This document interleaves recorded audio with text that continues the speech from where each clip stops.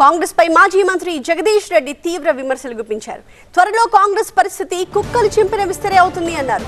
రాష్ట్ర ప్రభుత్వ గతిపై ప్రజలకు అనుమానాలున్నాయంటున్నారు. ఢిల్లీ కేంద్రంగా తెలంగాణ పాలన నడుస్తోందని విమర్శించారు. రాష్ట్ర హక్కులను ఢిల్లీకి ధారాదత్తం చేస్తున్నారు. హక్కుల సాధనకు మరో ఉద్యమం తప్పేలా లేదు అన్నారు మాజీ మంత్రి జగదీష్ రెడ్డి. తర్వాత కాంగ్రెస్ పార్టీని కుక్కలు కొట్లాడుకుంటుంది.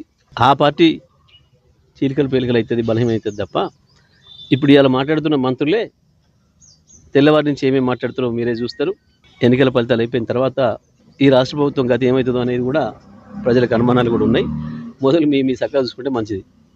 తాను పరిపాలించుకునే స్థితి నుంచి మళ్ళీ పరాధీనతకు లోనైన పరిస్థితి మనం చూస్తూ ఉన్నాం. రాష్ట్ర హక్కులకు సంబంధించి కూడా, నదీ జిల్లాలకు సంబంధించి కూడా ఒకవైపు కృష్ణను తీసుకుపోయి కేంద్రానికి అప్పచెప్పే ప్రయత్నం, గోదావరిని కావేరికి తరలించే కుట్ర, ఇవన్నీ చూస్తుంటే తెలంగాణ ప్రజలకి మరొక ఉద్యమం తప్పదు అనే ఆలోచనకి రావాల్సిన పరిస్థితి వచ్చింది.